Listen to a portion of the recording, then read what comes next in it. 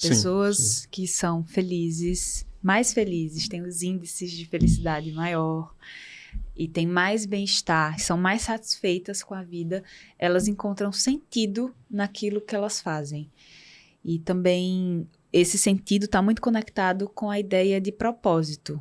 Propósito do que eu estou fazendo no mundo, o para quê de cada coisa, o para quê que eu trabalho, o para quê que eu me relaciono. Então, os sentidos que a gente vai encontrando, os significados que a gente vai atribuindo à nossa vida. O motivo pelo qual a gente se levanta todos os dias, né? Sim. E aí tem uma teoria, que é uma teoria japonesa, que eu vou conciliando, eu vou tentando também entender esses conceitos e alinhando a outros conceitos que eu vou encontrando no caminho. Você já assistiu a série Como Viver Até os 100 Anos, O Segredo das Zonas Azuis? Não. Ai, nossa, Sério? fantástico. Onde é que tá isso? Onde é que tá Netflix. Isso? Ah, Na Netflix. O Segredo das Zonas Azuis. As Zonas Azuis são as zonas com o maior número de centenários do mundo. eu vou assistir. E, o Segredo das Zonas Azuis, Como Viver Até os 100 Anos. Ou é ao contrário, mas é isso aí. Tá. E aí eles pesquisam vários vilarejos, lugares no mundo com esse o número de centenários. E o maior deles é Okinawa, que fica no Japão. Sim. E eu já sabia de Okinawa, eu já tinha lido sobre Okinawa no livro Ikigai. E Ikigai é a teoria, é a filosofia de vida das pessoas que moram em Okinawa, que é o lugar onde as pessoas mais vivem e mais vivem bem. E aí, quando o Seligman fala sobre propósito, sobre sentido, eu me lembro muito da ideia do Ikigai.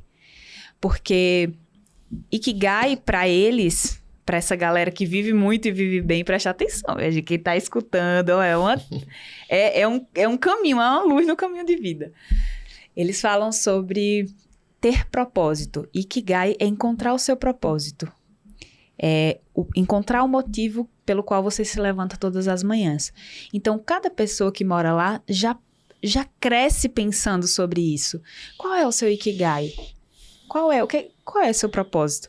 E aí, para encontrar esse propósito, eles fazem 4 perguntas fundamentais, que é: o que você ama fazer no mundo? O que você ama? O que te enche o coração? O que é que você é bom fazendo? O que você ama? O que você é bom? O que o mundo precisa? E o que você pode ser recompensado fazendo? Então, são essas 4 perguntas para encontrar o seu Ikigai. Nossa, aí quando eu li essa teoria, isso ficou muito gravado, o livro eu li inteiro, é fantástico. Tem muitas outras teorias que eles vão desenvolvendo sobre sentido de vida e sobre como essa comunidade vive e existe.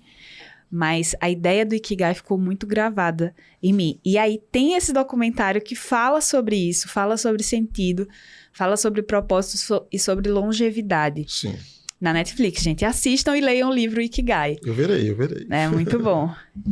Mas é isso, do encontrar sentido, Sim, encontrar propósito nas nossas coisas. Quando você falava, eu fiquei lembrando, você com certeza conhece o Viktor Frankl, né? Sim. O Viktor Frankl dedicou, na verdade, a vida dele, construiu toda uma perspectiva teórica dizendo isso, né? Dizendo que o lugar que o sentido tem para uma vida boa, para a felicidade e para a saúde também, né? A logoterapia. É aquela coisa que a gente estava falando. As teorias dialogam, sim. Dialogam, né? E muito. Muito. Eu lembrei de uma história. Foi uma história que um dos meus professores nas aulas, que a gente estava falando sobre sentido e sobre propósito, contou. Essa história também ficou gravada em mim. Muitas coisas ficam gravadas em mim. Mas é bom a gente se relembrar dessas coisas que são importantes e que viram a chavinha na nossa cabeça, né?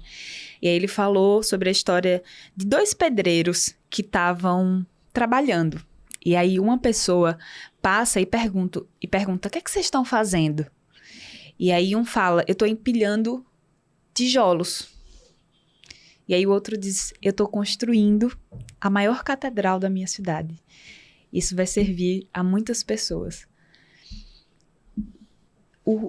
A importância dos sentidos. Quando a gente só faz por fazer, Porque quando a gente enxerga as coisas só como empilhar tijolos, quando a gente enxerga o nosso fazer no mundo só como, sei lá, eu tô atendendo pessoas, eu tô engavetando coisas, mas... E trabalhos podem ser exaustivos, né? Mas é interessante também a gente fazer as coisas entendendo o porquê delas. Se perguntar o porquê das coisas. O porquê fazer o que fazer. E como isso vai... Como esses sentidos vão atribuindo significado à nossa existência. Sim. Deixa eu te aproveitar, voltando a Viktor Frankl, te fazer uma pergunta, porque quando ele falava sobre a importância do sentido, a centralidade do sentido para a felicidade e para a saúde, ele sempre... O Viktor Frankl está falando aí nas décadas de 50 e 60. Sim. Ele, naquele momento, ele está dizendo que nós somos uma sociedade esvaziada de sentido. Por isso, tantas outras coisas, alguns efeitos colaterais, como adesão a drogas, enfim. Sim. Hipótese do Viktor Frankl, né? Porque a juventude... Nos contatos que você tem com as pessoas que fazem suas oficinas, participam do seu trabalho, isso aparece, as pessoas falam de um vazio existencial, da falta de sentido de estarem vagando na vida, né? Você percebe isso como um sintoma coletivo? Sim, com certeza. E muito também pela perda da cultura em si, né? Sim. Então, a gente tem muita desconexão também pelas invasões, pela globalização e por tudo que acontece junto e misturado, a gente perdeu, eu percebo que a gente perdeu na nossa sociedade os rituais, os marcos, né? As coisas que a gente vai, os processos que vão acontecendo, que são realmente ritualísticos, que vão fazendo a gente se conectar com os marcos, com o tempo, com o sentido das coisas.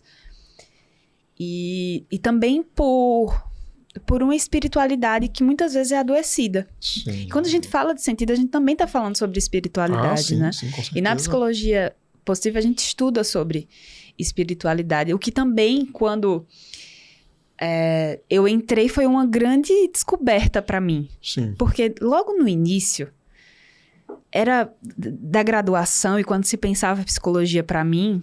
Lá atrás, né? Que não faz tanto tempo. Mas eu me lembro que existia uma certa desconexão, assim, quando a gente estudar de espiritualidade. Parecia que não fazia parte da construção do ser humano. Sim, e aí, quando eu entrei na psicologia positiva e a ideia de espiritualidade foi abraçada, foi estudada, foi vista com cuidado, eu fiquei assim, gente, ai, que coisa boa, que estão dando um olhar para esse aspecto do ser humano que é extremamente importante. Sim. Né?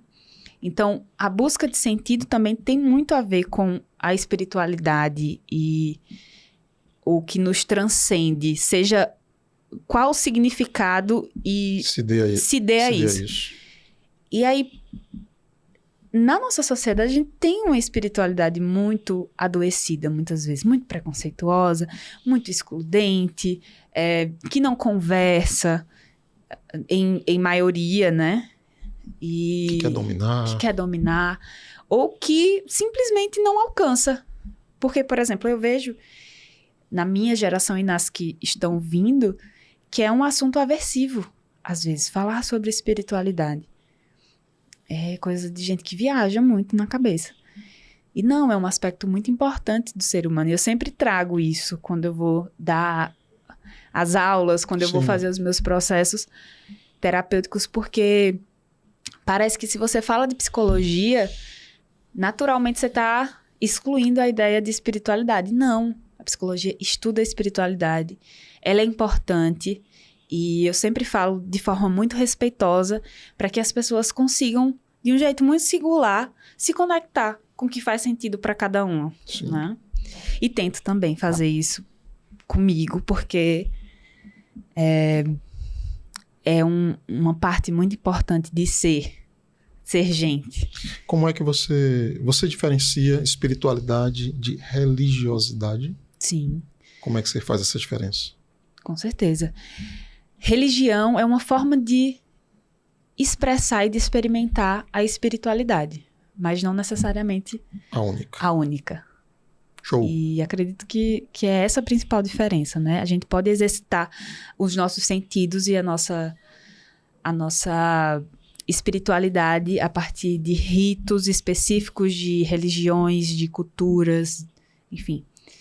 A gente pode fazer isso ou não. Tem gente que se conecta com a espiritualidade indo pra praia e mergulhando e conversando com o que não conhece. Não tem jeito, eu vou ter que citar Leonardo Boff. Não tem jeito. A espiritualidade não é monopólio das religiões. Sim. Assinado, não é Paulo Nascimento, não. Leonardo Boff. Né? Sim. Com essa frasinha, está dizendo o que você está dizendo, né? Sim.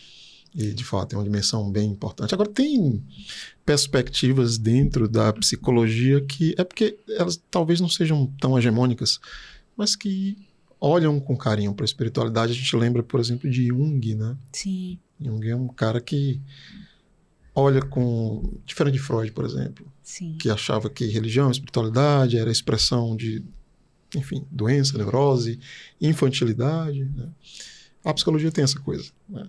É uma ciência tão diversa, que a gente tem teorias e teorias, sim, olhando para o mesmo fenômeno com perspectivas bastante diferentes. Sim.